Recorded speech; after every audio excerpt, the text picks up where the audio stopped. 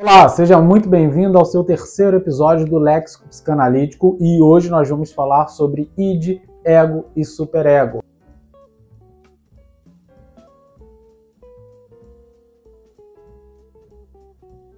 Claro que, se você não assistiu o vídeo antes desse, que foi sobre inconsciente, pré-consciente, consciente, aconselho você a que dê uma olhada, olhe antes de participar, de poder ver esse vídeo, justamente porque lá nós tratamos sobre essa lacuna que há entre a percepção, aquilo que a gente recebe, a síntese que a gente faz da realidade, e a consciência, ou seja, aquilo que a gente então responde à percepção como raciocínio lógico, encadeamento lógico para a comunicação, ou aquilo que a gente pode representar a partir das palavras. Porque justamente essa lacuna ela vai ser, na topologia freudiana, preenchida pela percepção, em primeiro lugar, essa compreensão da realidade, em segundo lugar, os signos perceptivos, que é a forma com que a gente recebe as informações, logo após o inconsciente, que é então já essa estruturação simbólica a partir da linguagem, a pré-consciência, esse movimento de censura entre o consciente e o consciente, mas também aquilo que está disponível à consciência e a própria consciência e o raciocínio lógico. Nesse sistema topológico, o Freud vai estender e fazer uma dobra onde vai se assemelhar ou vai caracterizar bastante o que a gente chama de banda de Moebius. E nessa dobra, justamente,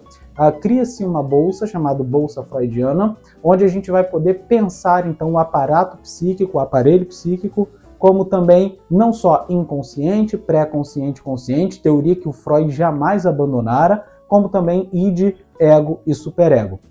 Pensando no id, ego e superego, então, melhor traduzido como isso, eu e supereu, a gente vai ter o id, que é o nosso reservatório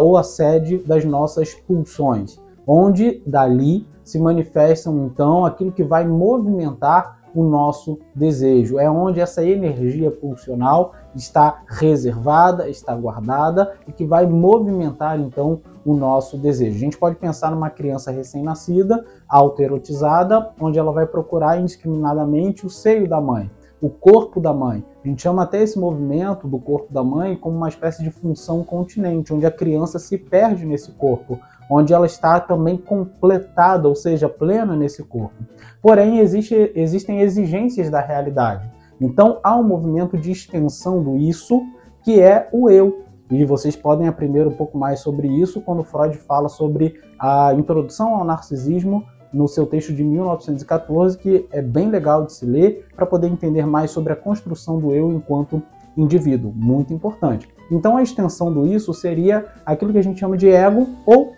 eu, justamente como uma forma, um princípio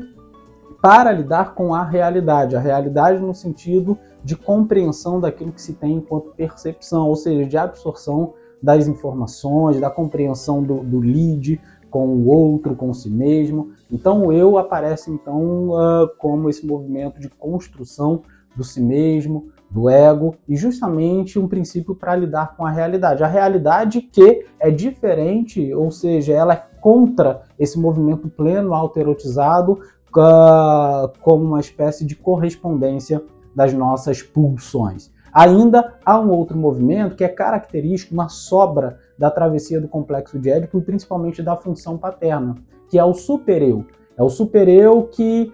para além do princípio da realidade, que é o ego, por exemplo, que diz respeito à percepção ou à externalidade, a gente também tem a externalidade introjetada, como uma espécie de alto valor, aquela crença da qual a gente se atribui, da qual a gente se vale, e que justamente vai se apresentar como castradora, justamente aquilo que se apresenta como uma espécie de moralidade. Por isso que o id é a princípio do prazer, busca autoerotizada pelo prazer, vamos dizer assim. O ego seria, então, o princípio da realidade, aquilo que nos é exigido do externo, e o supereu, ou superego, como aquilo que é externo a nós, mas é introjetado como uma espécie de valores e crenças e de moralidade, e é chamado de princípio da moralidade. Para a gente poder, então, fechar esse ciclo, o Freud ele vai trazer uma curiosa interpretação, como, por exemplo, uma aula de cavalgagem, onde você tem o cavalo, toda a força bruta do cavalo, o movimento, a velocidade, como o id, essa força em direção ao prazer, Você tem então o cavaleiro, justamente como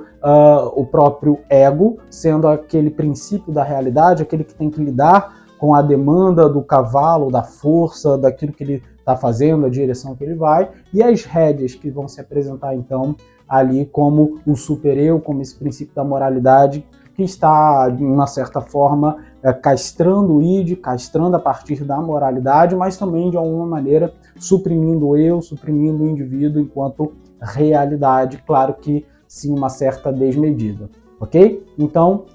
pensando no id, ego, superego, a gente tem aí uma grande